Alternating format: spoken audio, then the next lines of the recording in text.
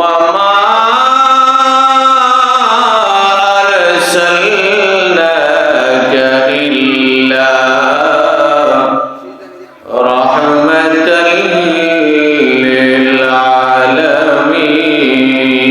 للعالمين آية الأخرى في شان حبيب الرحمن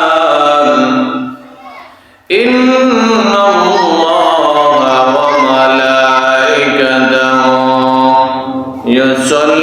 يصلون على النبي يا أيها الذين آمنوا صلوا عليه وسلموا تسليما اللهم صل على سيدنا مولانا محمد وعلى آل سيدنا مولانا محمد পানি পানি রব উঠিবে কোথাও পানি মিলবে না শরবত কাউসার পিলায় গো নবীজি ওগো আমরার মাওলানা আল্লাহুম্মা সাল্লি আলা সাইয়্যিদিনা মাওলানা মুহাম্মদ ওয়া আলা আলি সাইয়্যিদিনা মাওলানা মুহাম্মদ এ মায়ার সংসার পরে থাকবে আমি একদিন থাকব না সবাই আমায় ভুলে যাবে নবী গো আপনি বললেন না আল্লাহুম্মা সাল্লি আলা সাইয়্যিদিনা মাওলানা মুহাম্মদ ওয়া আলা আলি সাইয়্যিদিনা মাওলানা মুহাম্মদ লা ইলাহা ইল্লাল্লাহ লা ইলাহা ইল্লাল্লাহ লা ইলাহা ইল্লাল্লাহ লা ইলাহা ইল্লাল্লাহ লা ইলাহা ইল্লাল্লাহ লা ইলাহা ইল্লাল্লাহ মুহাম্মাদুর রাসূলুল্লাহ সাল্লাল্লাহু আলাইহি ওয়াসাল্লাম কানপাড়া রহমাতাল লিল আলামিন জামে মসজিদের 25তম বার্ষিক ইসলামী সুন্নি মহাসম্মেলনের সম্মানিত সভাপতি হযরত মাওলানা এনামুল হক চৌধুরী নিজামী সাহেব খতিব অত্র জামে মসজিদ যিনি অসুস্থ ওনার আজকে অপারেশন হয়েছে উনি ঢাকাতে আছেন আল্লাহ পাক ওনার হায়াতের মধ্যে বরকত দান করুক সকলে বলে আমিন সম্মানিত প্রধান অতিথি জনাব মোহাম্মদ জয়নাল আবেদিন আব্দু সাহেব শিক্ষানুরাগী সমাজসেবক ও সভাপতি আখাউড়া উপজেলা বিএনপি প্রধান বক্তা নবযুগের উদীয়মান তরুণ তেজস্বী বক্তা সুন্নিয়তের অত্যন্ত প্রহরী সমিষ্টবাসী হযরত মাওলানা মিজানুর রহমান আজিজি আল কাদেরী সাহেব হবিগঞ্জ সিলেট প্রধান আকর্ষণ সমিষ্টভাষী বক্তা হযরত মাওলানা হাফেজ লুৎফুর রহমান খান খাদেম আল কাদরি সাহেব খতিব শাহপীর কল্লাশুর রহমাতুল্লাহি আলাইহি জামে মসজিদ করমপুর। বিশেষ বক্তা হযরত মাওলানা শহীদুল্লাহ সাহেব খতিব বাইতুল জান্নাত জামে মসজিদ টানপাড়া মধ্যপূর্বপাড়া। মাহফিল পরিচালনায় হযরত মাওলানা হাফেজ আয়ুব আলী সাহেব পেশ ইমাম অত্র জামে মসজিদ। দিগার উলামায়ে কেরাম, মুরব্বিনে আযম, যুবক ভাইরা, পর্দার আড়ালের পর্দানিশিন মা ও বোনেরা, ছোট ছোট সোনামণিরা, সকলকে আমার সালাম। আসসালামু আলাইকুম ওয়া রাহমাতুল্লাহি তাআলা ওয়া বারাকাতুহু। মহান আল্লাহ রাব্বুল আলামিনের দরবারে শুকরিয়া আদায় করছি যে আল্লাহ সুবহানাহু ওয়া তাআলা আমাদেরকে এই বাৎসরিক মাহফিল 25তম বাৎসরিক মাহফিলে আসার তৌফিকটুকু দিয়েছেন। এই জন্য শুকরিয়া দান সকলেই বলি আলহামদুলিল্লাহ। সম্মানিত হাজিরিন, আমি প্রথমে বলতে চাই মাহফিল কেন হয়? বসবা না যায় বাগা, একটা কথা বলবো না। মাহফিল কেন করা হয়?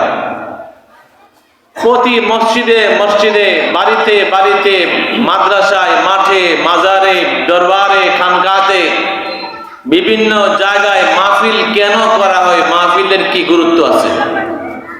মানুষ এখন ফেসবুক, ইউটিউবের বক্তব্য হয়ে গেছে বেশি।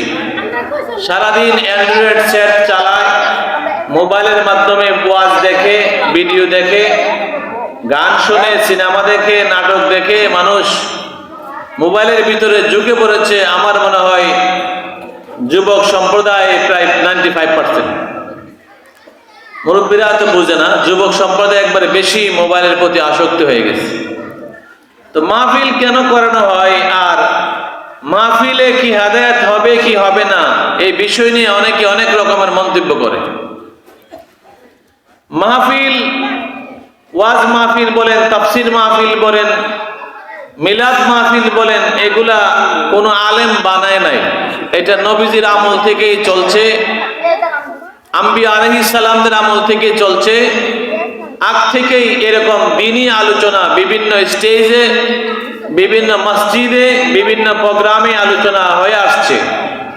হয়তো রদ বদল হয়েছে সিস্টেম, হয়তো এখন মাইক আসছে, স্পিকার আসছে, তারপরে সুন্দর প্যান্ডেল লাইটিং হচ্ছে, গেট হচ্ছে, স্টেজ হচ্ছে, এইভাবে এটাকে উন্নতকরণ করা হয়েছে। মূলত মাহফিল আমার রাসূল পাকের মাহফিল।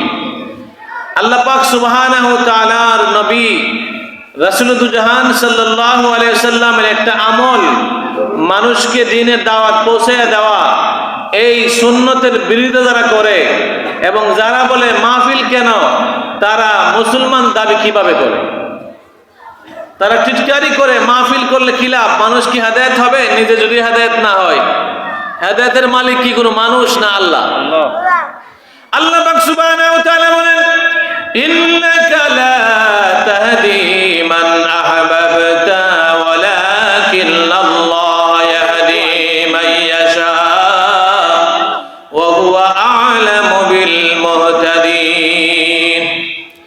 আল্লাহ পাক কুরআনুল কারীমের মধ্যে বলতেছেন আমার নবীজিকে, আমার বন্ধু নবী শুনেন, আপনি যাকে ভালোবাসেন, যাকে আপনি পছন্দ করেন, দ্বীনের দাওয়াত দিতে চান, ইসলামের দাওয়াত দিতে চান, কোরআনের দাওয়াত দিতে চান, হেদায়েত করতে চান, আমি আল্লাহ পাক যদি হেদায়েত না করি, আপনি নবী নিজেও হেদায়েত করতে পারবেন না। কারণ হেদায়েতের মালিক আমি স্বয়ং আল্লাহ রাব্বুল আলামিন। বলি সুবহানাল্লাহ। কোরআনে আয়াত চলে আসছে, হেদায়েতের মালিক কোনো আলেম না, হেদায়েতের মালিক কোনো ইমাম নয়, হেদায়েতের মালিক কোনো পীর সাহেব নয়, হেদায়েতের মালিক কোনো মুয়াজ্জিন নয়, হেদায়েতের মালিক কোনো বুজুর্গ নয়, হেদায়েতের মালিক কোনো নবী রাসূল নয়। হেদায়েতের মালিক স্বয়ং আল্লাহ। আল্লাহ কোরআন দিয়ে বলে দিয়েছে। কিন্তু হেদায়েতের আলোচনা তো বলতে হবে, মানুষের সামনে পৌঁছাইতে হবে। কোন কথায় মানুষ কোন কথাটা আমল করে এটা তো আল্লাহ পাক ভালো জানে। এই জন্য দ্বীনের প্রচার, দ্বীনের ওয়াজ, আলোচনা, তাফসীর, ওয়াজ মাহফিল বন্ধ রাখা যাবে না। কারো কাছে ভালো লাগবে, কারো কাছে খারাপ লাগবে। কোন এক ব্যক্তি আমাকে ফোনে বলতেছে যে হুজুর রাত্র 1টা পর্যন্ত কিসের ওয়াজ? আপনারা কি পাইছেন? 10টা মাইক লাগাইয়া সারা এলাকার মধ্যে আওয়াজ করুন, মানুষের ঘুমের ডিস্টার্ব হয়। এই লোকটা ক্যান্সারে মারা গেছে, ক্যান্সার হয়ে মারা গেছে, আল্লাহ মাফ করে দেখ, মরে গেছে, আর বদদুয়া করি না। আলেম বিদ্বেষী ছিল, ওলামা ইকরামদেরকে নিয়ে টিটকারি করতো। মরণ তো লাগবে, মরণের সময় ক্যান্সার হয়ে মারা যাওয়া এটা দুর্ভাগ্যের বিষয়। সবার ক্যান্সার হয় না, হয়তো আল্লাহ পাক তার কোনো কথায় রাগ করছে আল্লাহ পাক। আমার বন্ধুরা, সারা রাত্র ডেক্সেট বাজায় মানুষ গান করে বিয়ে বাড়িতে, জুমার বয়ানে বারবার আমরা সাবধান করে দেই, বলে দেই আমরা তো মানুষকে দাওয়াত দেওয়ার মালিক, হেদায়েতের মালিক তো আল্লাহ। সারা রাত্র ডেক্সেট বাজায় মানুষ বিবাহ অনুষ্ঠান করে, কেউ তো বাধা দেয় না। রাত্রিবেলা ডেক্সেট লাগাইয়া মানুষে খেলাধুলা করে, কেউ তো বাধা দেয় না। মাহফিল করলে মাইক লাগাইয়া মাহফিল করে না, আমাদের ভালো লাগে না। তাহলে বোঝা গেল আপনাদের ভিতরে জংকার ধরেছে, আপনাদের ইমানের মধ্যে ওই পোকা গুনে ধরেছে, যার কারণে আপনাদের কাছে দ্বীনি কথা, কুরআন হাদিসের কথা ভালো লাগে না। এছাড়া অন্য কোনো আর কারণ আমি দেখি না। বন্ধুরা রে, এই দুনিয়া ক্ষণস্থায়ী জিন্দেগি, চলে যেতে হবে, কেউ থাকবার জন্য আসে নাই। প্রত্যেকের ঘরের মধ্যে একটু ধ্যান করলে দেখা যায় বাবা চলে গেছে কবরে, কারো মা কবরে চলে গেছে, কারো দাদা কবরে চলে গেছে, কারো দাদি চলে গেছে, কারো বড় ভাই ছোট ভাই কবরে চলে গেছে, তার ভাই বোন আপনজন চলে গেছে, শ্বশুর চলে গেছে, শাশুড়ি চলে গেছে, প্রতিবেশী বন্ধু বান্ধব চলে গেছে, গ্রামের মানুষ সব চলে যাইতেছে, একে একে সবাইকে চলে যাইতে হবে। ইসলামের বিরোধিতা করে কোনো লাভ নাই, তোমাকে বরঞ্চ খেয়াল রাখা উচিত এখানে কোরআনের কি কথা হচ্ছে, হাদিসের কি কথা হচ্ছে, এখানে কোন কথাটা আমি আমল করলে, কোন কথাটা আমি আমার ভিতরে ঢুকাইলে আমি পরকালের মধ্যে কামিয়াবি নসিব হবে, আমি আল্লাহ পাকের দরবারে গেলে আমি জান্নাতের মেহমান হইতে পারবো, ওই চিন্তা তোমার ভিতরে বারবার করা দরকার। আমার বন্ধুরা, এই দুনিয়া ক্ষণস্থায়ী, আল্লাহ পাক সুবহানাহু ওয়া তাআলা দুনিয়ার মধ্যে পাঠাইছেন পরীক্ষা দেওয়ার জন্য। আমি কালকেও আমার ওয়াজের মধ্যে বলেছি, মকন্দপুর কামালপুর আমার মাহফিল ছিল রাত্রে 1টা পর্যন্ত, সেখানে আমি আলোচনা করে আসছি। আমার বন্ধুরা, আমি কালকেও বলেছি, মানুষ দুনিয়ার কয়েকদিন বসবাস করার জন্য 60 থেকে 70 বছর বসবাস করার জন্য মানুষের বাড়ির বাথরুমটা পর্যন্ত টাইলস করে, মানুষের বাড়ির দেওয়ালটা, বিল্ডিং এর ভিতরটা রং করে না, এখন টাইলস করে, বাহিরেও টাইলস করে। মানুষ বিদেশ গিয়ে 70 লাখ 80 লাখ টাকা রুজি কইরা, 1 কোটি টাকা রুজি কইরা, কোটি টাকা খরচ করে ফেলে বিল্ডিং এর মধ্যে, মাত্র কয়েকদিন দুনিয়ায় থাকবার জন্য। আল্লাহ পাক সুবহানাহু ওয়া তাআলা বলেন, আল্লাযী খালাকাল মাউতা ওয়াল হায়াতা লিয়াবলুয়াকুম আইয়ুকুম আহসানু আমালা। আমি আল্লাহ পাক সুবহানাহু ওয়া তাআলা হায়াত এবং মওতকে বানাইছি আমার বান্দা বান্দীকে পরীক্ষা করার জন্য। কে নেক আমল কইরা অগ্রগামী হইতে পারে, কে নেক আমল কইরা ফার্স্ট হইতে পারে, এই জন্য আমি আল্লাহ পাক হায়াত আর মওত বানাইছি। উচ্চ আওয়াজে বলা যাবে কি সুবহানাল্লাহ। আমরা কিন্তু জান্নাতে ছিলাম, আদম আলাইহিস সালাম সবাই জানেন, আদম আলাইহিস সালাম জান্নাতে ছিলেন, হাওয়া আলাইহিস সালাম জান্নাতে ছিলেন। গন্ধম ফল খাইতে আল্লাহ না করছে, গাছের নিচে যাইতে না করছে, সূরা বাকারার মধ্যে সেই ঘটনাগুলো আছে। আদম আলাইহিস সালামকে জান্নাত থেকে শয়তানে গন্ধম ফল খাওয়ায়া হাওয়া আলাইহিস সালামকে জান্নাত থেকে বের করে পৃথিবী নামক জায়গার মধ্যে ফেলে দিলেন। হাওয়া আলাইহিস সালাম জেদ্দা আর আদম আলাইহিস সালাম শ্রীলঙ্কার মধ্যে। আদম আলাইহিস সালাম, আল্লাহ পাক সুবহানাহু ওয়া তাআলা আদম হাওয়াকে জান্নাত থেকে পৃথিবীর মধ্যে পাঠিয়ে দিলেন। আমরা কিন্তু আদম এবং হাওয়ার সন্তান, আমরা কিন্তু জান্নাতে যাব। আল্লাহ পাক বলেন, ইরজিই, ফিরে আসো আমার কাছে, তোমরা দুনিয়া থেকে ফিরে আসো আমার কাছে। ওয়াদখুলি ফি ইবাদি ওয়াদখুলি জান্নাতি, আমার আপনজন বন্ধু বান্ধবের সঙ্গে একত্র হইয়া আসো এবং আমার জান্নাতের মধ্যে প্রবেশ করো। আল্লাহ পাক আমাদের ঈমানদারদেরকে এইভাবে ডাকতেছে। উচ্চ আওয়াজে বলা যাবে কি সুবহানাল্লাহ। আমরা কি জাহান্নামে যাইবো না জান্নাতে যাইবো? জান্নাতে যাইবো, সবাই আশা করে। আশা করে কিনা? সবাই কি জান্নাতে যাইবো? জাহান্নামে চলে যাইবো কেডা? জাহান্নামে মানুষ যাবে, জান্নাতে যাবে। তবে যারা ঈমানওয়ালা, যাদের ঈমানের পাওয়ার বেশি আছে, গুনার কারণে জাহান্নামে যদিও যায়, তাহলে ঈমানের কারণে তার মুখের মধ্যে জাহান্নামের আগুন স্পর্শ করবে না, মুখটা আগুনে পুরাবে না, বডি পুড়বে কিন্তু মুখ পুড়বে না। চেহারাটাকে আল্লাহ পাক বাঁচায়া রাখবে এবং তার নির্দিষ্ট আযাব শেষ হয়ে গেলে ওই জাহান্নাম থেকে তুলে হায়াতে নহর নামক নহরে তাকে গোসল করাইয়া আবার জান্নাত দেওয়া হবে। সর্বশেষে জান্নাতে যিনি যাবেন দুনিয়ার 10টার সমান জান্নাত পাবেন, বলে সুবহানাল্লাহ। দুনিয়াটা কি সাধারণ মনে করছেন? 2 শতক জায়গা লইয়া ঝগড়া করে মারামারি খুনাখুনি হয়ে যা, একটা জমি লইয়া ঝগড়া মারামারি খুনাখুনি হয়ে যা, গ্রামে গ্রামে মারামারি হয়ে যা সম্পদ নিয়া। আর আল্লাহ কয় যেই ব্যক্তি সবার শেষে জান্নাতে যাবে আমি তার জন্য দুনিয়ার 10টার সমান জান্নাত দান করব, বলে সুবহানাল্লাহ। দুনিয়াটা কত বড়! আমরা যে বিশ্বকাপ বলি, বিশ্বকাপ বলি না, বিশ্বকাপ ফুটবল খেলা বলি, বিশ্বকাপ ক্রিকেট বলি, তাহলে বিশ্বটা কত বড়? আমেরিকা বাদে, ইন্ডিয়া বাদে, সৌদি আরব বাদে, তাহলে বিশ্বের মানচিত্রের মধ্যে পৃথিবীটা আমরা দেখি, তাহলে এই পৃথিবীটা যত বড় এর 10টার সমান পৃথিবী সমান আমাদেরকে আল্লাহ পাক জান্নাত দান করবেন, সকলে বলে সুবহানাল্লাহ। মাত্র কয়েকদিনের জিন্দেগি লইয়া টাইলস করে বিল্ডিং বাথরুম করে আমরা সুখের চেষ্টা করতেছি। এমনও মানুষ আছে বিল্ডিং করেছে কিন্তু বিল্ডিং এ ঢুকতে পারে নাই, এমন খুঁজলে পাওয়া যাবে না। আমি নিজে দেখছি খরমপুরের, ওনার নাম মনে হয় সাহেব মিয়া, আবু সাহেব মিয়া জানেন, উনি বিল্ডিংটা করছে, রাত্রে ঢুকবো সন্ধ্যাবেলা গেছে, ঠিক না? তাহলে বিল্ডিং এ ঢুকতে পারছে? পারে না। একটা বাস্তব উদাহরণ দিলাম। তাহলে দুনিয়ার খরচ নেই জিন্দেগির জন্য, এত টাইলস, এত বিল্ডিং, এত তালা বিল্ডিং করলেন, এত সুন্দর সবকিছু করলেন মাত্র কয়েকদিনের জিন্দেগির জন্য। তাহলে আপনি যে কবরে যাবেন ওইখানে থাকবেন কয়দিন, হাসরের ময়দানে থাকবেন কয়দিন, জান্নাতে থাকবেন কয়দিন, আবাদান আবাদা, যার কোনো শেষ নাই। তাহলে ওইটার জন্য পুঁজি দরকার আছে না নাই? টেয়া লাগতো না। কবরের পুঁজির জন্য টাকার দরকার নাই, আসরের পুঁজির জন্য টাকার দরকার নাই, বিদেশ যাইতে হবে না। জান্নাতের পুঁজির জন্য বিদেশ যাওয়া লাগবে না, ইনকাম করা লাগবে না, শুধু পড়বেন লা ইলাহা ইল্লাল্লাহ, লা ইলাহা ইল্লাল্লাহ, লা ইলাহা লা ইলাহা ইল্লাল্লাহ মুহাম্মাদুর রাসূলুল্লাহ সাল্লাল্লাহু আলাইহি ওয়াসাল্লাম। যে ব্যক্তি প্রতিদিন 100 বার লা ইলাহা ইল্লাল্লাহ জিকির করবে, বুখারী শরীফের হাদিসের মধ্যে আল্লাহ রাসূল ফরমান তার আমলনামায় কোনো গুনাহ থাকবে না এবং পৃথিবীর খালি জায়গাটা নেকে ভরপুর হয়ে যাবে, বলে সুবহানাল্লাহ। ডেলি কয়বার? 100 বার। ডেলি কয়বার? মাত্র 100 বার। আটতে আটতে লা ইলাহা ইল্লাল্লাহ করে লন যা, করন যা কিনা? দুনিয়ার জীবন ছেড়ে পরকালের জীবনের জন্য কোটি টাকার দরকার নাই। কিরামাল কাতিবিনকে ঘুষ দেওয়া যাবে না, মুনকার নাকিরকে ঘুষ দেওয়া যাবে না। হাসরের ময়দানে কোনো ঘুষের প্রচলন নাই, সেখানে কোনো সুবিধা নাই। কবরের মধ্যে কোনো ঘুষের সুবিধা নাই, টাকা পয়সার সুবিধা নাই, স্বর্ণ অলংকার দেওয়ার সুবিধা নাই। শুধু নেক আমল নিয়ে গেলে কবরে হাসরে মিজানে ফুলসিরাতে বাঁচার উপায় আছে। এই নেক আমলগুলা শিখবার জন্য, পরকালমুখী হওয়ার জন্য ওয়াজ মাহফিলের দরকার আছে না? আমার বন্ধুরা, আল্লাহ হাবিব বলে যে ব্যক্তি প্রতিদিন 100 বার সুবহানাল্লাহ পাঠ করবে, 100 গোলাম আজাদের সওয়াব তার আমলনামার মধ্যে চলে আসবে। 100 গোলাম আজাদ। যে ব্যক্তি 100 বার আলহামদুলিল্লাহ পাঠ করবে তার আমলনামার মধ্যে 100 ঘোড়াকে মুজাহিদ দিয়া, তরবারি দিয়া সাজাইয়া যুদ্ধের ময়দানে পাঠাইয়া দেওয়ার মতো সওয়াব তার আমলনামায় চলে আসবে, বলে সুবহানাল্লাহ।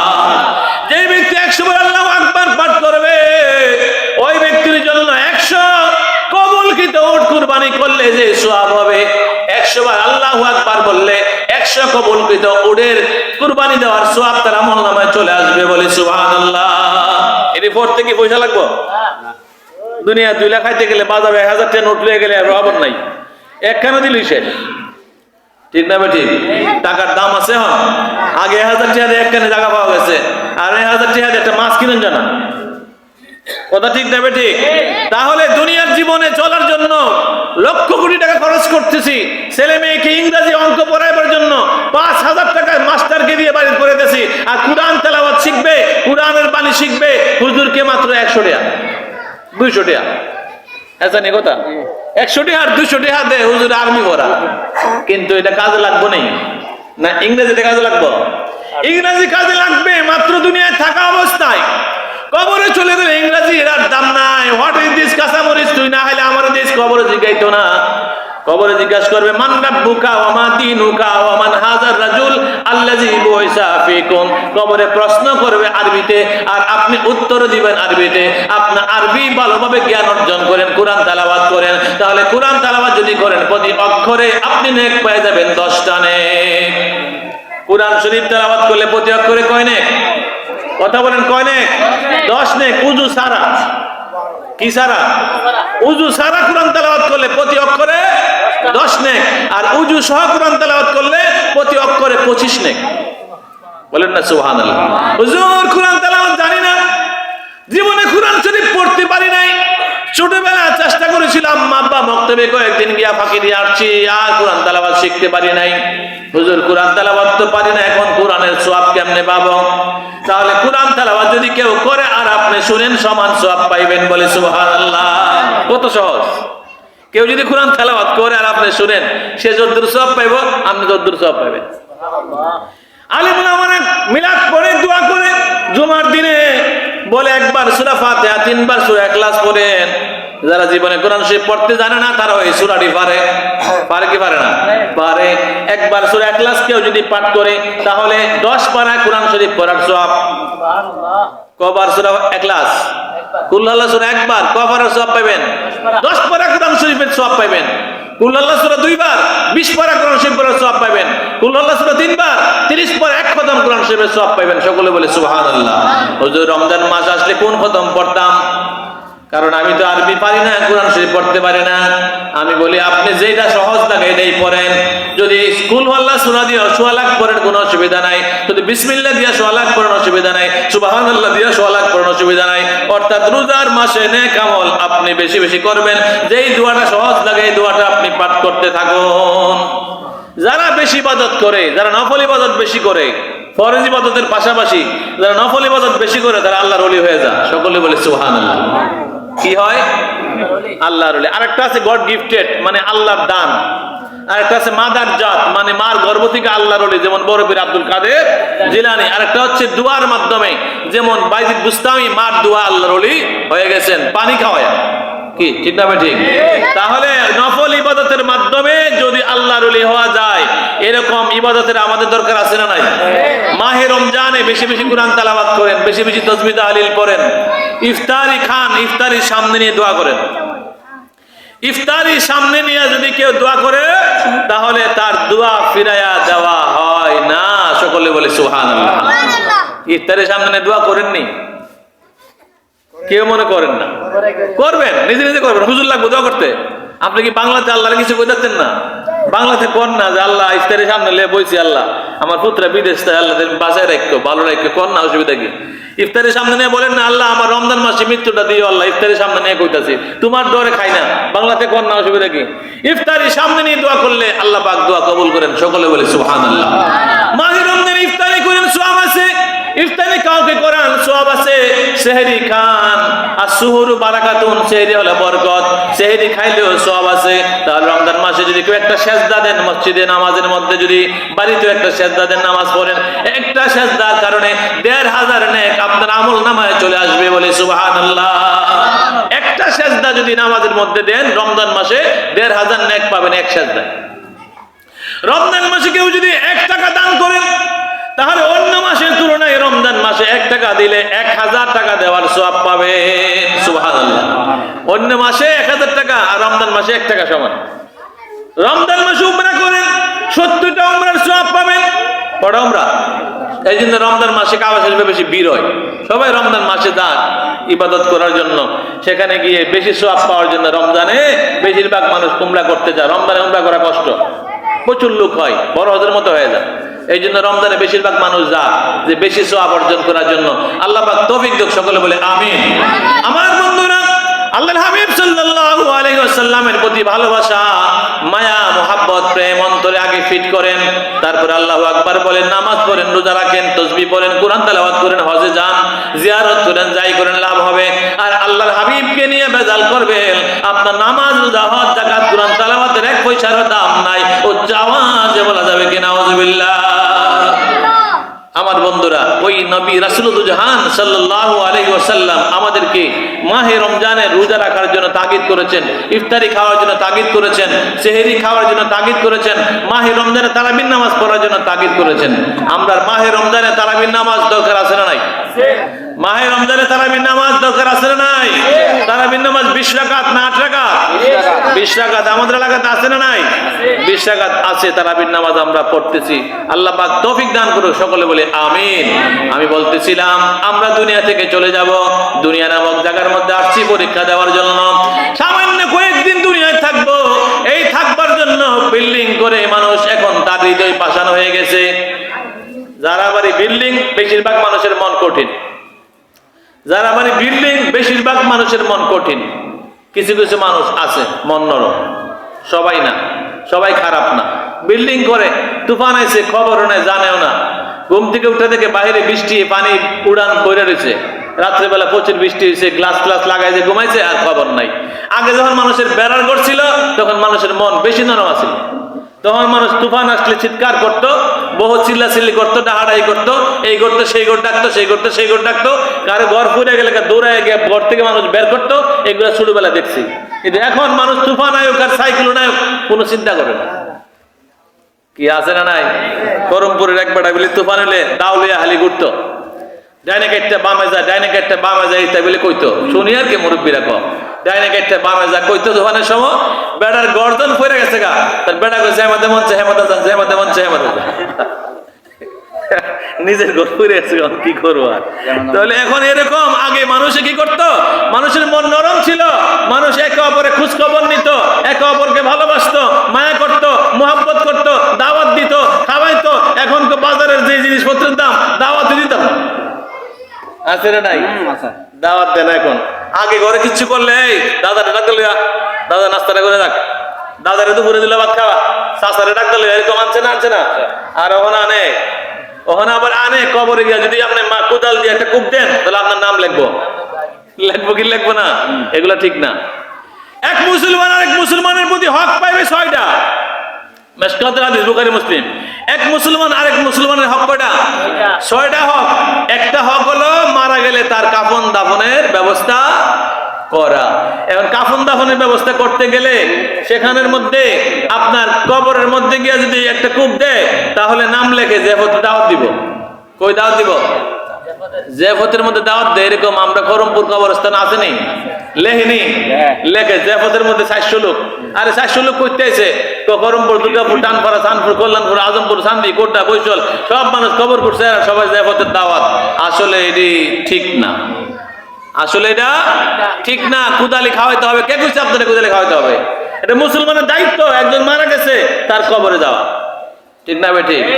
গরিব মানুষ মারা গেলে তার খবরে আগেল, এর আপনজন কেউ নাই, তার খবরে মানুষ যাইতো না, তার খবর বেশি নেবেন, এর প্রতি আল্লাহ খুশি। কারণ ধনীর তুলনায় গরিবরা 500 বছর আগে জান্নাতে চলে যাবে। সকলে বলে সুবহানাল্লাহ। তাহলে ধনীরা লাভ না ক্ষতি? আমার বন্ধুরা, একজন উস্তাদ তার ছাত্রকে পরীক্ষা করতেছে, ছাত্ররে তোরে 500 টাকা দিলাম, বাজার করে আন। আরেকজন ছাত্ররে 5 টাকা দিয়েছে, বাজার করে আনো। আনার পরে একটা গরম কড়াইয়ের মধ্যে বলতেছেন, তুমি 5 টাকা দিয়া কি বাজার করছো? এটা কড়াইয়ের মধ্যে দাঁড়ায় কইতে হবে। ছাত্র কড়াইয়ের দাঁড়ায় 5 টাকা দিয়ে আমি বিস্কুট কিনে খাইলেছি, কয়ে নামে গেছে। আর 500 টাকাতে তুমি কি কি কিনছো, কি কি করছো? এখন দাঁড়ায় আল্লাহ পাইতেছে 500 টাকা, এটা কিনছি, ওইটা কিনছি, সেটা কিনছি, সেটা কিনছি, এরকম বলতে বলতে সময় যেতেছে। তাহলে সম্পদ বেশি হলে হিসাব কম না বেশি? সম্পদ বেশি হলে হিসাবও বেশি, সম্পদ কম হলে হিসাবও কম। তাহলে সম্পদ যারা কম এরা ভাগ্য ভালো না খারাপ? সম্পদ যাদের কম তাদের ভাগ্য অনেক ভালো। তারা মনে করে এমুকের 10 তলা আমার নাইকের লেগা। এরকম করবেন না। দেখ এটা আল্লাহ দিছে, আপনি মাশাআল্লাহ কোন একবারে 10 তলা করলে করুক না, আমার কোনো অসুবিধা আছে? আল্লাহর ধন সম্পদ দিছে। আল্লাহ এমনও মানুষ আছে যারা কি 10টা সন্তান দেয় কিন্তু সম্পদ দেয় না, আছে না? আবার সম্পদের অভাব নাই, ছেলে মেয়ে নাই, কি আছে না নাই? আপনার সন্তান কোটি টাকার মাল, আপনি হয়তো বুঝেন না। আপনার সন্তান আপনার সম্মান, আপনার ইজ্জতকে বৃদ্ধি করবে তার ব্যবহার, আচার আচরণ, চলাফেরার মাধ্যমে। আবার আপনার ইজ্জতকে ডুবাইব আপনার সন্তান হই। তাহলে সন্তানকে কি পরামর্শ দিবেন? ভালো পরামর্শ না খারাপ পরামর্শ? সন্তানকে ভালো পরামর্শ দিবেন। স্কুল কলেজ মাদ্রাসার মধ্যে কতক্ষণ থাকে? বেশিরভাগ তো ঘরেই থাকে। কি ঠিক না ঠিক? যদি আপনার সন্তান বেশিরভাগ ঘরে থাকে তাহলে আপনার উচিত আপনার সন্তানকে তালিম দেওয়া, খাবারের সময় যে কোনো সময় বসে বসে বাবারে এমনে চললো আমার ইজ্জতটা ঠিক রাখো বলতে হবে না? আর না হলে সন্তান গুন্ডামি করবো, পাগলামি করবো, ছাগলামি করবো, সন্ত্রাস হইব, ডাক দিব, চুর হইব, বাট পারিব, রাস্তাঘাটে বিড়ি খাইব আর আটবো, মানুষের এটাই মুখের ফুটতা রে হইতো না। এটা বলবে ইজ্জত কি মা বাপের যাইব কি যাইব না? এই জন্য সন্তানকে সুশিক্ষার দেওয়ার দায়িত্ব আছে না নাই? সন্তানকে সুশিক্ষার দায়িত্ব মা বাপের সবচেয়ে বেশি, এরপরে হলে প্রতিষ্ঠান, পরে হইলে প্রতিষ্ঠান। তাহলে আমরা আমাদের সন্তানকে সুশিক্ষা দেওয়ার চেষ্টা করি, সকলে বলি আমিন। আমার বন্ধুরা, যারা নফল ইবাদত বেশি বেশি করবে তারা আল্লাহর ওলি হয়ে যাবে। তাফসিরে জালালাইন যিনি লিখেছেন প্রথম অংশ, হযরত জালালউদ্দিন সুয়ুতী রাহমাতুল্লাহি আলাইহি, উনি ওনার ভক্তকে বলতেছে, হে আমার খাদেম, আমার ভক্ত, তোমার আমি এমন একটা জিনিস দেখাবো, এই জিনিসটা তুমি দেখবা, কিন্তু কাউকে আমি দুনিয়ায় থাকতে বলতে পারবে না, আমি দুনিয়া থেকে চলে গেলে তারপর বলে দিয়ে কোনো অসুবিধা নাই। এই জালালউদ্দিন সুয়ুতী রাহমাতুল্লাহি আলাইহি বলতেছে, যোহর নামাজ শেষ হয়ে গেল, দুপুর চলে গেল, বিকাল হইতেছে, আসো মিশর থেকে তোমার লইয়া কাবা শরীফে গিয়া আসরের নামাজটা পড়ে আসি। কোথেকে? মিশর থেকে। কোথায় থেকে? মিশর থেকে যাইবো কোথায়? কাবা শরীফে নামাজ পড়তে যাইবো, সেখান থেকে 3 ঘন্টা তো বিমানে লেগে যাইতে, তাহলে মিশর থেকে কাবা শরীফ যাইবো, জোহরের পরে আসরের আগে দেখা হইতাছে, গেল কেমনে? তারা আল্লাহর ওলি। তারা কি আল্লাহর ওলি? মা বাপের দোয়া সালামের আল্লাহর ওলি হয়, আল্লাহর গিফটে, আল্লাহর দানও আল্লাহর ওলি হয়, তারপরে মাদার জাতও আল্লাহর ওলি হয়, নিজে আমল আখলাক করেও আল্লাহর ওলি হওয়া যায়। নফল ইবাদত বেশি করলে আল্লাহর প্রিয় হওয়া যায়, আল্লাহর ওলি হওয়া যায়। এইবার হযরত জালালউদ্দিন সুয়ুতী রাহমাতুল্লাহ আলাইহি উনি ওনার খাদেমকে বলতেছে, তুমি আমার সঙ্গে যাইবানি কাবা শরীফ নামাজ পড়বা, আসর নামাজ? হ্যাঁ যাবো, আপনি যদি নিয়ে যান, তবে কারো কাছে তুমি বলতে পারবে না, ততদিন আমি দুনিয়ায় থাকবো এটা প্রকাশ করতে পারবে না। আচ্ছা ঠিক আছে, প্রকাশ করবো না। এবার জালালউদ্দিন সুয়ুতী রাহমাতুল্লাহ আলাইহি উনি ওনার খাদেমকে বললেন, আমার সাথে হাঁটতে থাকো, চক্ষু বন্ধ করো, আমি বললে চক্ষু খুলবে, এর আগে খুলতে পারবে না। 27 কদম সামনে গেলেন, 27 কদম গিয়া চক্ষু খুললে দেখে জান্নাতুল মুআল্লা। বলেন না সুবহানাল্লাহ। কত কদম? 27 কদম গেলেন, গিয়া দেখে জান্নাতুল মুআল্লার গেট। আমরা তো কাবা শরীফের কাছাকাছি আইসা পড়ছি, চলো কাবা শরীফ এরিয়াতে ঢুকে যাই, সেখানে গিয়ে আমরা আসর নামাজ পড়ি, তাওয়াফ করি। তাওয়াফ করলেন, আসর নামাজ পড়লেন, আর খাদেমকে বললেন, দেখছো এখানে মিশরের বহুত লোক আছে, এরা কিন্তু আমরা চিনতো না, আমরা কিন্তু এরা দেখতেছি, চিনতাছি। বলেন না সুবহানাল্লাহ। তুমি কি এরার সাথে বাড়ি যাইবা না আমার সাথে বাড়ি যাইবা? হুজুর কোন কি? আপনার সাথে আইছি, আমার সাথেই যাবো। এবার বললেন, বাজার সাজার কিছু করে লাও, তোমার লইয়া যাবো। এইবার ওনার খাদেম বাজার সাজার যা করার, খেজুর টেজুর কিনে না গেলে এগুলা কিনলেন, আবার বললেন আসো আমরা চলে যাই। আবার জান্নাতুল মুআল্লার গেটের সামনে দাঁড়ালেন, আবার চক্ষু বন্ধ করলেন, 7 কদম দিলেন, মিশর চলে গেলেন। সকলে বলে সুবহানাল্লাহ। কয় কদমে আইছিল? 27 কদম। গেলেন কয় কদমে? এইবার উনি বলতেছেন, ইন্নাল্লাহা আলা কুল্লি শাইইন কাদির, আল্লাহ পাক হলেন সর্বশ্রেষ্ঠ শক্তিশালী, উনার মতো শক্তিশালী আর কেউ হইতে পারে না। আর উনি পৃথিবীকে আমার জন্য, তোমার জন্য সংকুচিত কমায় দিলেন, ছোট করে দিলেন, আমরা যেন সহজে আমরা কাবা শরীফ এসে আসরের নামাজ পড়তে পারি। ওই জালালউদ্দিন সুয়ুতী রাহমাতুল্লাহ আলাইহি ওনার কারামতের মাধ্যমে প্রকাশ করে বুঝাইলেন, আল্লাহ ইচ্ছা করলে জমিনকে ছোট বানিয়ে দিতে পারে, আল্লাহর প্রিয় হইতে পারলে। ঠিক না ঠিক? আর হীরা মুক্তা সিনে কে বাজো হরিবিনে, আর হীরা মুক্তা সিনে কে বাজো হরিবিনে, অতুল্য অমূল্য রত্ন কয়জনে সিনে, আর ধনী মানি পাইলে তারা পাই আসে কানে, নবীর শনে। ওয়াসকরণী পাগল ছিল জীবনে না নবী দেখলো, আরে ওয়াসকরণী পাগল ছিল জীবনে না নবী দেখলো, আরে 32 দান করলো শহীদ প্রেমের কারণে, প্রেমের ডোরে বান্দরে মন নবীর শনে। ওয়াসকরণী পাগলার কথা আমরা জানি কি জানি না? কেমনে তো আল্লাহর কাছে প্রিয় হইছে? মার সেবা কইরা। কার সেবা? মার সেবা করছে ওয়াসকরণী পাগলা। মা অসুস্থ, মা অন্ধ মানুষ, বলতেছে আম্মা আমি একটু নবীকে দেখতে চাই।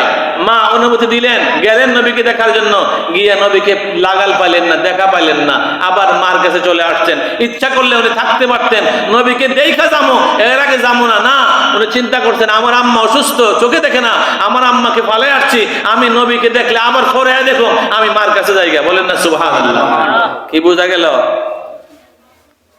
মার সেবা লাগবো কি লাগবো না? এই ওয়াসকরণী পাগলাকে আমার নবীজি কি দিলেন? জুব্বা কি দিলেন? খেরকা, মানে জুব্বা উপাধি দিয়ে দিলেন, জুব্বা দান করে দিলেন। যে উমর এবং আলী রাদিয়াল্লাহু তাআলা দুইজনকে বললেন, আমার একটা পাগলা আছে করণ নামক শহরে থাকে, ওই ওয়াশ করুনি, তার হাতের মধ্যে সাদা দাগ আছে, তাকে নিয়ে আমার জুব্বাটা দিয়ে দিও। সকলে বলে সুবহানাল্লাহ। কিভাবে পাইলেন জুব্বাটা? মার সেবা কইরা। কার সেবা কইরা? মার সেবা কইরা জুব্বা পাইছেন, অন্য কোনো কারামত নাই। আর যে কারামতটা আমরা বলবো সেটা হচ্ছে নবীর প্রেম। সেটা হচ্ছে কি? নবীর প্রেম। এটা পরে প্রকাশ হয়েছে, কিন্তু মার সেবা করার কারণে উনি ওই রকম পর্যায়ে চলে গেছে। উনার মন মানসিকতা, উনার চিন্তা ভাবনা নবীর প্রেমের মধ্যে হাবুডুবু খাচ্ছে, যার কারণে উনি নবীজির দন্ত মোবারক ভাঙ্গার কারণে উনার দন্ত মোবারক সব ভেঙে ফেলছেন, যার কারণে আল্লাহর নবী খুশি হয়ে গেলেন। সকলে বলে সুবহানাল্লাহ। তাহলে নবীর প্রেমের দরকার আছে না নাই? আপনার সন্তান জন্ম হওয়ার পরই আপনি তাকে যখন ছোটবেলা থেকে শিক্ষা দিবেন, নবীর প্রেম শিক্ষা দিবেন আগে, নবী কি জিনিস। এরপরে কোরআন শরীফ শিক্ষা দিবেন, আহলে বায়াত শিক্ষা দিবেন, পাক পাঞ্জাতন শিক্ষা দিবেন, ওলিয়া উলিয়া শিক্ষা দিবেন। এরপরে বুঝায় শুনে তারপরে প্রতিষ্ঠানে দিবেন। আর যদি ফইলেও দিলাম প্রতিষ্ঠানে, কিন্ডারগার্টেনে, তো আল্লাহও চিনল না, নবীও চিনল না, ওলিও চিনল না, পাক পাঞ্জাতনও চিনল না, নবীর প্রেমও চিনল না। আপনার ছেলে ফেসবুক চালাইবো, ইউটিউব চালাইবো, আর তুমি এমন হুজুরে কইছে হযরত উমর মদের রাজা ছিলেন, হযরত আলী মদের রাজা ছিলেন, একদম ঠিক ঠিক ঠিক কইব। এমন বক্তা আছে না নাই? তারা ঈমান নষ্ট করতেছে। তাদের মাহফিলে লাখ লাখ লোক হয়, তারা ঈমান নষ্ট করে মানুষকে ধ্বংস করে দিচ্ছে। আর মানুষ মনে করতেছে এত বড় বক্তা পৃথিবীতে নাই। আর বক্তা ওয়াজ করে পাবলিকের ঈমান গুলা লুট করতেছে। কারণ কি? পাবলিক তো সব মানে আরবি লেখাপড়া নাই, সাধারণ শিক্ষিত, যার কারণে এই সুযোগ পাইয়া পাবলিক ধ্বংস করতেছে। আমার বন্ধুরা, আমি যদি একটা কথা উল্টা পাল্টা এখানে বলে যাই, সকালবেলা আমারে ধরবেন, যেহেতু আমি এলাকার হুজুর, আপনি এই যে কথাটা যে বলছেন এটা প্রমাণ দিয়ে যান, এটা কোথায় পাইছেন আমার একটু দেখান, আমার কোনো ডর আছে? আর আমি যদি মিথ্যা কথা বলে প্রমাণ করে প্রচার করে দিয়ে যাই, তাহলে আমার লাভ না ক্ষতি? আর আপনারা যদি আমল করেন, হুজুরে কইছে সুবহানাল্লাহ যদি পড়ে, তাহলে 100 গোলাম আজাদের সওয়াব হইব। আপনি সুবহানাল্লাহ পড়ে গোলাম আজাদের সওয়াব কইলাম লই লেছেন। যদি আমি মিছা কথা কয়ে তাই, সব গুনাহ আমার কাছে আইব। কি ঠিক না? ঠিক। তাহলে আমার দরকার আছে মিথ্যা কথা প্রচার করার? কোটে দিব আমার হাদিয়া। এটা তো আমার গ্রাম, এটার কথা বাদ দিলাম, বাহিরের কথা বলি। কোটে আমার হাদিয়া দিব। আমি কি হাদিয়ার চিন্তা করে ওয়াজ করলে চলবে, না সঠিক কথা বলতে হবে? সঠিক কথা যদি আমি প্রচার করতে পারি, তাহলে আমার কথায় যদি কেউ আমল করে, তাহলে সে নিজেও সওয়াব পাবে, আর আমিও কিছু সওয়াব পেয়ে যাব। আল্লাহর ওলিরা জায়গা জায়গায় শুয়ে আছেন কি আছেন না? আল্লাহর ওলিরা নবী পাওয়ার স্টেশন, নবী পাওয়ার স্টেশন হলো আল্লাহর ওলিরা। কারণ এই বাংলাদেশে কেন, পাক ভারত উপমহাদেশে আল্লাহর ওলিরা ইসলামের দাওয়াত দিয়েছেন। তারা কোনো হেলিকপ্টারে যায় নাই, প্রাইভেট কারে যায় নাই, মাইক্রো দিয়ে যায় নাই, মোটরসাইকেলে যায় নাই, সিএনজি অটোতে যায় নাই, বিমানে যায় নাই। তারা হেঁটে হেঁটে ঘুরাই করে, গাদাই করে, উঠে করে, ঘুরে ঘুরে জায়গা জায়গায় ইসলামের দাওয়াত দিছে। কারো কাছ থেকে 10,000, 20,000, 30,000, 50,000 টাকা হাদিয়া লইয়া মাইক দিয়া ওয়াজ কিনা বিরিয়ানি খাওয়া যায় নাই। তার গাছের পাতা খাইছে। কি করছে? গাছের পাতা খাইছে, কষ্ট করছে, খাবার পায় নাই। হিন্দুদের কাছে ধর্মের দাওয়াত দিয়ে আজকে ভারত উপমহাদেশে মুসলমানের সংখ্যা কতলা হয়ে গেছে।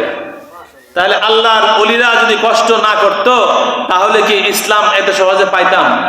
এই মসজিদের ফাউন্ডেশনের নিচে যে ইটগুলা গেছে, এই ইটগুলা যদি কইতো নিচে যাইতাম না, আমরা গায়ের মধ্যে রং লাগাই দিব, টাইলস লাগাই দিব, আমরা হরতাল করছি, কিয়ামত পর্যন্ত বিল্ডিং করতে পারবেন না। তাহলে তারা আমাদের ফাউন্ডেশন, তারা জীবন দিয়া পরিশ্রম করে, খেয়ে না খেয়ে, তাদের অর্থের চিন্তা করে নাই, স্ত্রীর চিন্তা করে নাই, জন সম্পদের চিন্তা করে নাই, জায়গা জায়গা গিয়ে ঘুরে ঘুরে দিনের দাওয়াত দিছে। আর আজকে আমরা সুফল পাইতেছি। কি ঠিক না ঠিক? তারা যদি দিনের দাওয়াত না দিতেন, আজকে আমরা হরে কৃষ্ণ হরে রাম বলতাম। ঠিক না ঠিক? তারা দিনের দাওয়াত দেওয়ার কারণে আজকে আমরা সুন্দর সুযোগ পাইছি, মাইক পাইছি, প্যান্ডেল পাইছি, স্টেজ পাইছি, দুইটা কথা বলার সুযোগ পাইছি। ওই আল্লাহর ওলিদের বিরুদ্ধে কথা বলবেন না পক্ষে বলবেন? কথা বলেন, আল্লাহর ওলিদের পক্ষে বলবেন না বিপক্ষে বলবেন? পাশান মন আমার আর সাইরো না আউলিয়ার দরবার, পাশান মন আমার আর সাইরো না আউলিয়ার দরবার, আউলিয়ার দরবার যেন রহমত হয় আল্লাহর, পাশান মন আমার আর সাইরো না আউলিয়ার দরবার। আউলিয়ার দরবারে গেলে গুনাহ মাফ হয়। কি মাফ হয়? আমরা কি পূজা করি না জিয়ারত করি? এই মাইকটা কি করছো এখন? আমরা কি ওলির দরবারে জিয়ারত করি না পূজা করি? আমরা সেখানে জিয়ারত করি, কোরআন তেলাওয়াত করি, জিকির করি, মিলাদ করি, কিয়াম করি, মুনাজাত করি। আল্লাহর ওলির দরবারের মধ্যে আল্লাহকে পাওয়ার জন্য ওলির মাধ্যমে দোয়া করি। করে কি করি না? দেওয়ার মালিক কে? আল্লাহ। আরেক দল মাজার ভাঙে, ভাঙে কি ভাঙে না? আরেক দল মাজার ভাঙে, মাজার ডেক ডেস্কি গরু ছাগল হাঁটি ফাতিল চুরি করে।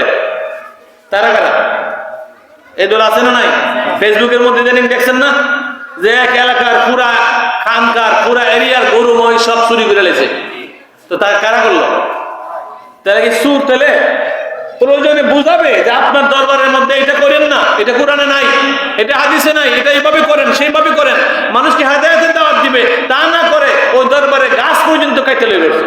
মুর্শিদপুর দরবার শেরপুর গাছ পর্যন্ত কেটে কাণ্ড করে লয়ে পড়ছে। গাছ দেখ দেশকি হান্ডি ফাকিল যা আছে, এরপরে গরু মহিষ যা পাইছে সব চুরি করে লয়েছে। কারা?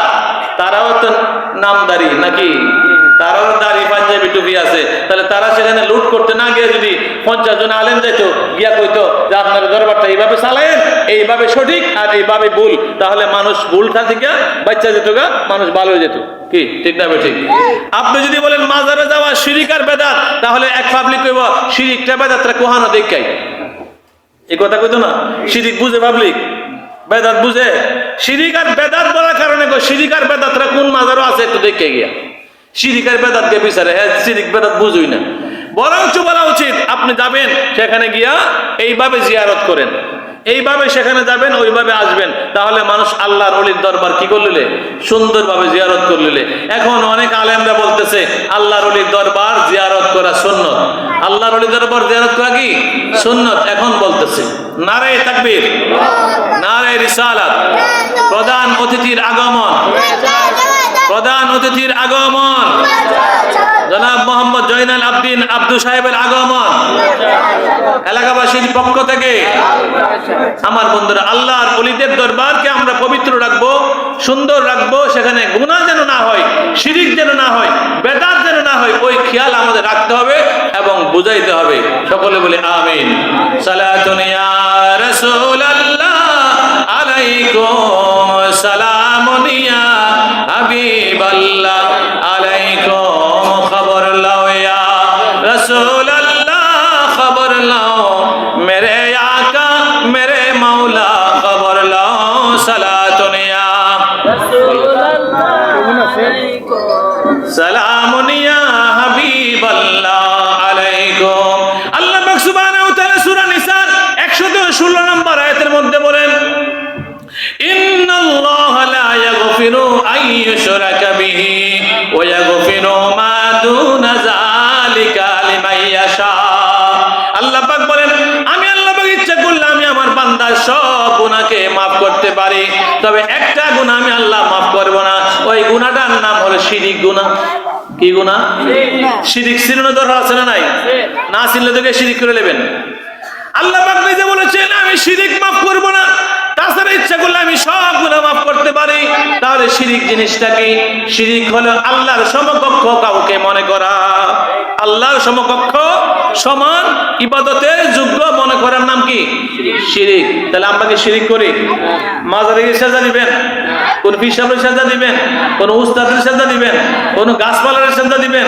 সাজদা দিবেন না। সাজদার মালিক কে?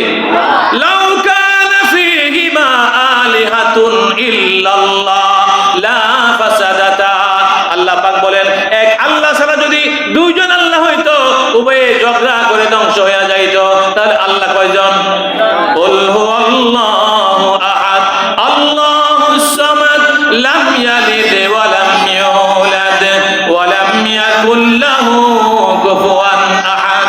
আল্লাহ পাক সুবহানাহু ওয়া তাআলা সূরা ইখলাসের মধ্যে বলে দিলেন, আল্লাহ এক, অদ্বিতীয়, লা শারীক, আল্লাহর সমকক্ষ কেউ হইতে পারে না। আল্লাহ কারো সন্তানও না, কারো পিতাও না। এই সমস্ত ব্যাপার থেকে আল্লাহ পাক পবিত্র। উচ্চ আওয়াজে বলা যাবে কি সুবহানাল্লাহ। তাহলে আল্লাহ একক অদ্বিতীয়, এই বিশ্বাসের নাম কি? তাওহীদ। এই বিশ্বাসের নাম কি? শুধু আল্লাহকে বিশ্বাস করলে ইমানদার নয়। শুধু আল্লাহকে যদি মানেন ইমানদার হতে পারবেন না।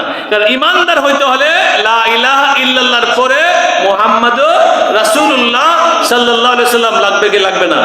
এই জন্য নবীকে মানলে ইমানদার হওয়া যাবে। কারণ বিধর্মী বহুত আছে, এক আল্লাহর কথা কয়। যে আল্লাহ উপর আল্লাহ আছে, এটা কয় কয় কি কয় না? উপর আল্লাহ আছে কয়, ভগবান আছে কয়, বলে এরকম বলে। তাওহীদে বিশ্বাসী অনেক আছে, কিন্তু নবীকে বিশ্বাস করে শুধু মুসলমান। কারা বিশ্বাস করে? কারণ আমরা করেছি লা ইলাহা ইল্লাল্লাহু মুহাম্মাদুর রাসূলুল্লাহ সাল্লাল্লাহু আলাইহি ওয়াসাল্লাম। আল্লাহ পাক সুবহানাহু ওয়া তাআলা আদম থেকে ঈসা রূহুল্লাহ পর্যন্ত সমস্ত নবীদের কলেমাকে এক করে দিলেন। সমস্ত নবীরা কলেমা হলো লা ইলাহা ইল্লাল্লাহু মুহাম্মাদুর রাসূলুল্লাহ, আর নবীদের উম্মতের কালেমা আলাদা করে দিলেন। কেমন কলেমা? লা ইলাহা ইল্লাল্লাহু আদম ও সাফিউল্লাহ, আদমের উম্মতের জন্য। লা ইলাহা ইল্লাল্লাহু ইব্রাহিম ও খালিলুল্লাহ, ইব্রাহিমের উম্মতের জন্য। লা ইলাহা ইল্লাল্লাহু ইসমাঈল জবিহুল্লাহ, ইসমাঈল নবীর উম্মতের জন্য। লা ইলাহা ইল্লাল্লাহু মুসা কালিমুল্লাহ, মুসা নবীর উম্মতের জন্য। লা ইলাহা ইল্লাল্লাহু ঈসা রূহুল্লাহ, ঈসা নবীর উম্মতের জন্য। লা ইলাহা ইল্লাল্লাহু নূহ নাজিহুল্লাহ, নূহ নবীর উম্মতের জন্য। আর সমস্ত নবীদের উম্মতের যে কলেমা, আমাদের সেই কলেমা লা ইলাহা ইল্লাল্লাহু মুহাম্মাদুর রাসূলুল্লাহ সাল্লাল্লাহু আলাইহি ওয়াসাল্লাম। আমরা কি ভাগ্যবান কি ভাগ্যবান না? কেমন ভাগ্যবান চিন্তা করেন। হাশরের ময়দানে 120 লাইন মানুষ হবে। কয় লাইন? 120 লাইন মানুষ হবে। 120 লাইন মানুষের মধ্যে 80 কাতার 80 লাইন মানুষ আমরা। 80 লাইন মানুষ আমরা, আর বাকি 40 কাতার বা 40 লাইন হবে আদম থেকে ঈসা আলাইহিস সালাম পর্যন্ত বাকি সমস্ত নবীদের উম্মতেরা। তাহলে আমাদের ভাগ্য ভালো নাকি তাদের ভাগ্য ভালো? আমাদের ভাগ্য অনেক ভালো। আমরা শেষ নবীর সর্বশ্রেষ্ঠ উম্মত। জান্নাতে গেলে আমরা আগে যাব, জান্নাতে গেলে আমরা আগে যাব। এবং জান্নাতে যাওয়ার পরে কেউ যদি জাহান্নামে যায়, আমি বলেছি তার চেহারা পুড়বে না, জ্বলবে না, তার চেহারা সারা বডি জ্বলবে। আর যদি আল্লাহ মাফ করে দেয়, বডি সহ হায়াতে নহরের মধ্যে গোসল দিয়া আবার নতুন করে সৃষ্টি করে দিয়ে বানায় দিয়া আবার দুনিয়ার 10টার সমান জান্নাত সবার শেষে যে যাবে তাকে দিয়ে দিবে। বলি সুবহানাল্লাহ। জান্নাতের মধ্যে একজনের স্ত্রী থাকবে 70 জন, মানে হুরুন আইন, হুরুম মাকসুরাতুম ফিল খিয়াম। তার তাফসীরের মধ্যে আসছে একজন জান্নাতি পুরুষের জন্য 70 জন স্ত্রী বা নারী হুর থাকবে। যেই হুর এত সুন্দর, যার কাপড় যদি 40 প্রকারের উপরে দিয়ে ফেস দেওয়া হয়, এরপরে তার রগ রেশা পর্যন্ত মজ্জা পর্যন্ত দেখা যাবে, এত সুন্দর। সকলে বলে সুবহানাল্লাহ। আর সর্বোচ্চ 25,000 স্ত্রী দেওয়া হবে। কত হাজার? 25,000। জান্নাতের আলোচনার মধ্যে এগুলো আছে। 25,000 স্ত্রী হুর দেওয়া হবে জান্নাতে যারা যাবে সর্বোচ্চ। আর সর্বনিম্ন দেওয়া হবে 70 জন স্ত্রী হুর। আর জায়গা কত দিব? দুনিয়া 10টা সমান, যে সবার শেষে যাইব। আর এর আগে যদি কেউ যা, আরো বড় 2টা গাড়ি দিবে জান্নাতে। কয়টা গাড়ি? 2টা গাড়ি। একটা একলা চালাইবেন, আর একটা সপরিবারে চালাইবেন। আবার জান্নাতের মধ্যে মার্কেট থাকবে, ওই মার্কেটের মধ্যে কেনাকাটা করবেন, 1 টাকাও লাগবে না। বলেন না সুবহানাল্লাহ। জান্নাতের মধ্যে মার্কেটও থাকবে, সেখানের মধ্যে গাড়িও থাকবে। আপনি গাড়ি চালাইবার জন্য একা একটা গাড়ি থাকবে, আবার সপরিবারে মিললে একটা গাড়ি থাকবে। তাহলে জান্নাতের মধ্যে যাওয়ার দরকার আছে না নাই? তো জান্নাতে যাইতে হলে নেক আমল লাগবে কি লাগবে না? নেক আমল লাগবে না? নামাজ লাগবে না, রোজা লাগবে না, হজ লাগবে না, যাকাত লাগবে না, কুরআন তেলাওয়াত লাগবে না। বলছিলাম কুরআন তেলাওয়াত কেউ যদি উযু ছাড়া পড়ে, তাহলে প্রতি অক্ষরে কয় নেক? 10 নেক। উযু সহ যদি কুরআন তেলাওয়াত করে, প্রতি অক্ষরে কয় নেক? 25 নেক। এবার নামাজে দাঁড়াইয়া যদি কুরআন তেলাওয়াত করে, প্রতি অক্ষরে 100 নেক। বলে সুবহানাল্লাহ। দাঁড়াইয়া নামাজ পড়লে প্রতি অক্ষরে কুরআন তেলাওয়াতে 100 নেক পাবে। আর বৈশা যদি কেউ নামাজ পড়ে বৈশা অবস্থায়, তাহলে প্রতি অক্ষরে 50 নেক পাবে। কত নেক? তো পারলে বৈশা না বৈশা দাঁড়ায় পড়লে তো হলো। দাঁড়ায় পড়লে প্রতি অক্ষরে 100 নেক পাওয়া যাবে। আর রমজান মাসে 70 থেকে 700 গুণ বৃদ্ধি করে দেওয়া হবে। এই 10 গুণকে যদি 700 গুণ করা হয়, তাহলে কত হয়? হিসাব মিলান। 10 গুণকে যদি 700 গুণ পর্যন্ত রমজান মাসে বাড়ায় দেওয়া হয়, তাহলে কত গুণ হবে প্রতি অক্ষরে? একটু হিসাব মিলান। আল্লাহ পাক বলেন আস-সাওমু লি ওয়া আনা আজজি বিহি। মাহে রমজান আমার জন্য, আর আমি আল্লাহ নিজ হাতে মাহে রমজানের সওয়াব দান করব। তাহলে মাহে রমজানের সওয়াব যদি আল্লাহ নিজে দান করে, তাহলে কি কম দিবে না বেশি দিবে? কেমন বেশি? যেই ব্যক্তি প্রধানমন্ত্রী অথবা বর্তমান মনে করেন প্রধান উপদেষ্টা যদি কেউ দান করে তাহলে কম দিব না বেশি দিব? কম দিব না বেশি দিব? তাহলে যিনি শাহেনশাহ, যিনি রাজার রাজা, যিনি সমস্ত কিছুর মালিক রাব্বুল আলামিন, উনি যদি উনার কোনো বান্দাকে কোনো কিছু দেয় তাহলে কি কম দিবে না বেশি দিবে? এই জন্য আল্লাহ কয় আস-সাওমুলি ওয়া আনা আজজি বিহি, মাহে রমজানের রোজা আমার জন্য আর আমি মাহে রমজানের রোজার নেক নিজ হাতে দিয়ে দিব।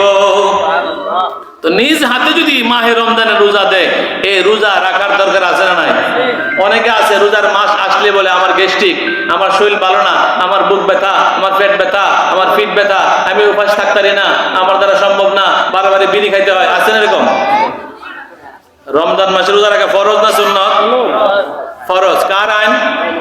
যদি কেউ একটা রোজা নষ্ট করে তাহলে তার আজীবন যদি রোজা রাখে এই একটা রোজার সওয়াব আর পাবে না, একটা রোজার সওয়াব আর পাবে না।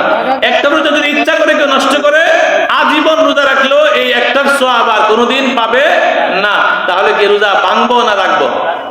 ভাঙবারও বাইল আছে। ফামান কানা মিনকুম মারিদান আও আলা সাফারিন ফাইদ্দাতুম মিন আইয়ামিল উখার। আল্লাহ পাক বলেন যদি সফরে থাকো অথবা অসুস্থ হয়ে যাও তাহলে রোজা ভাঙতে পারবা, আর রোজা ভাঙলে পরবর্তীতে একটার বদলা একটা রাখতে পারবা।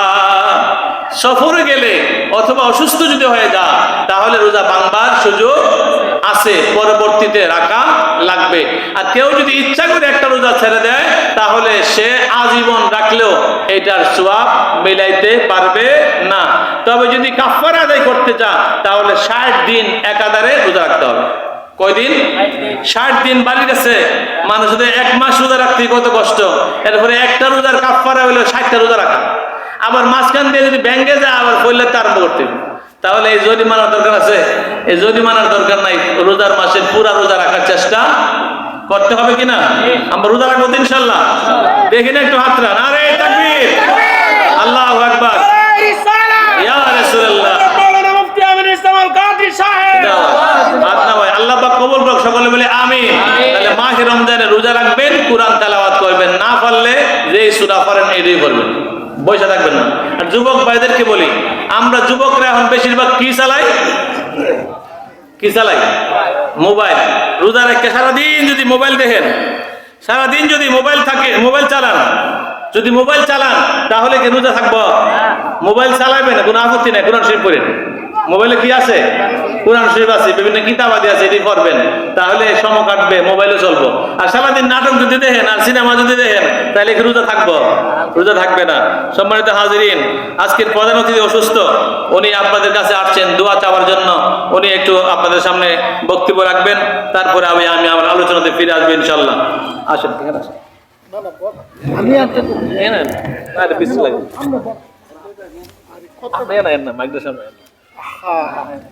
এটা হয় না তো।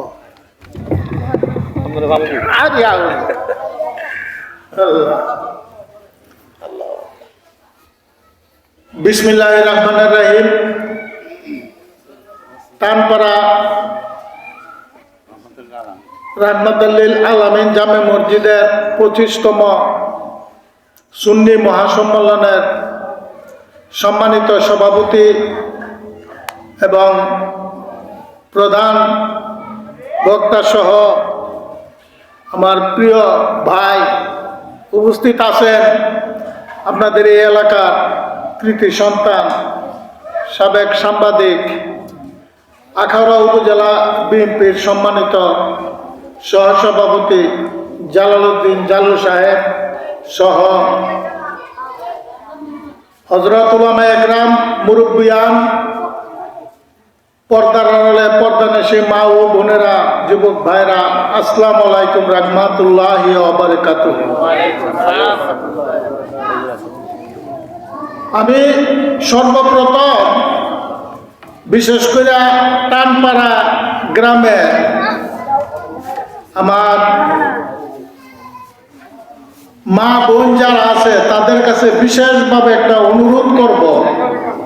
এই দুনিয়ায় আমরা চলাফেরা করতে গিয়া বাড়ি গাড়ি, টাকা পয়সা, ব্যাংকে অনেক কিছু জমা রাখি, এটা এই দুনিয়ার জন্য। আখেরাতের জন্য নয়। তো আজকে এই ইসলামী মহাসম্মেলন যে মাহফিলটা করছে, অত্যন্ত সুন্দরভাবে প্যান্ডেলটা সাজিয়েছে। আপনারা যারা মা বোন আছেন, যদি আপনাদের স্বামী সন্তান যারা আছে, প্রধান বক্তা কিছুক্ষণের মধ্যে আসবে, বক্তব্য রাখবেন। যদি আপনারা দয়া করে এই মাহফিলটার মধ্যে কাটান, আমি মনে করি যারা এই কষ্ট করে এই মাহফিলটা করছে তাদের এই কষ্টটা, প্রচেষ্টাটা সার্থক হবে। আর পাশাপাশি আল্লাহ তাআলা যে সওয়াবটুকু দেবে সেটা আখিরাতের ব্যাংকে আপনারা জমা পাবেন। তো যাই হোক, আপনারা, আমি মোহাম্মদ জয়নুল আবেদিন আব্দু, আমারে চিনেন জানেন। আমি এই যে মাহফিল, এই মসজিদ যখন টিনের ঘর ছিল তখন থেকে আমি আসা যাওয়া করি, মসজিদে নামাজ আমি পড়ছি। মসজিদের যখন নির্মাণ কাজ হয়, এই নির্মাণ কাজের ছাদের উদ্বোধন আমি কিন্তু এই যে রমজান মাস ঢালাইটা হয়েছিল, সকালবেলা শেষেরা আমি উদ্বোধন করছিলাম। তো আল্লাহর রহমত আছি, থাকব। তবে বিগত 10 বছর যাবৎ আপনারা দেখেন, আমি অত্র এলাকা, বিশেষ করে এই যে টানপাড়া, দুর্গাপুর, হরমপুর, এই গ্রাম দিয়ে আমার নিজের গ্রাম থেকেও বেশি মা এবং সন্তানের যে একটা সম্পর্ক, এইরকমের একটা সম্পর্ক ছিল আমার। প্রত্যেক সপ্তাহ আমি কিন্তু এই গ্রামে আসতাম, দোকানপাটে বসতাম, মানুষের লোক কথাবার্তা বলতাম। কিন্তু এই আখাউড়ার যে সাবেক মেয়র কাজলের কারণে কিন্তু আমরা এখানে আসতে পারি না, বাধা সৃষ্টি করত। আজকে এখানে মাহফিল করতেছে, মাহফিলের কিন্তু কোনো পারমিশন লাগে না, কিন্তু তার আমলে কোনো মাহফিল করতে হলে পারমিশন লাগতো, পারমিশন দিত না। আরে প্রধান অতিথি করতে হইতো বাধ্যতামূলক। সে এই মাহফিলে কতটুকু আসছে না আসছে এটা আপনারা জানেন। যাই হোক, এটা ওর ব্যাপার। আমরা মুসলমান, আমরা ইসলামী মূল্যবোধের দেশ।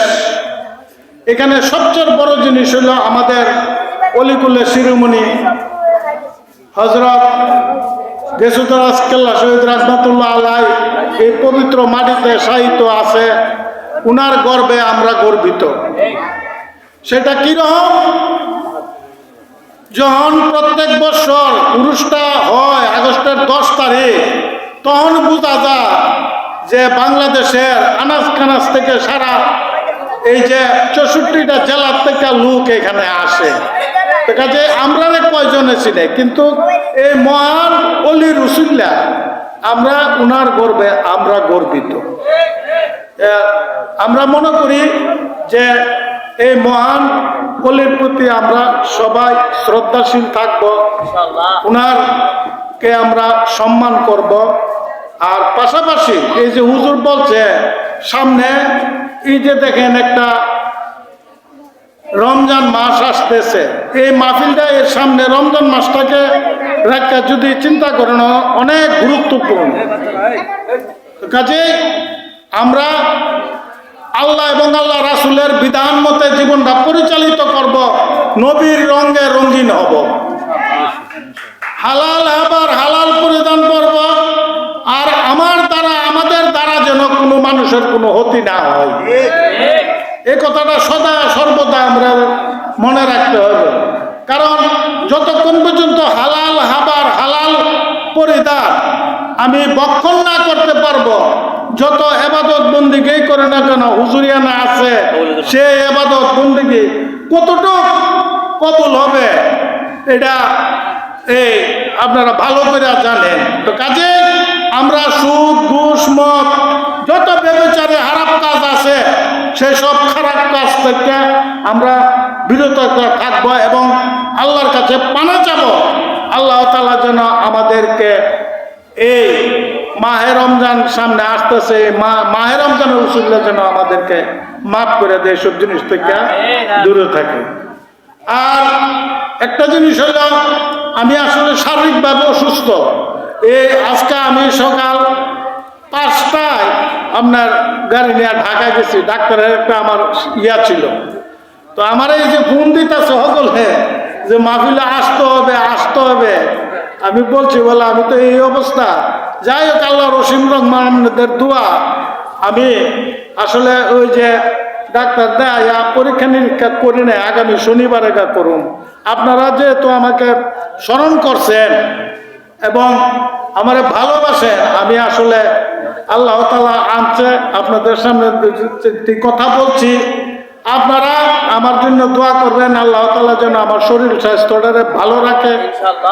এবং যদি আমি আমার জীবনের সুযোগ পাই, ইনশাআল্লাহ আল্লাহর রহমত, আমি আপনাদের সুখে দুঃখে সবসময় আছি, থাকবো।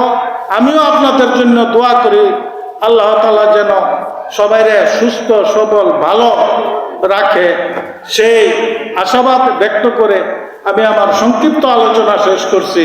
আসসালামু আলাইকুম।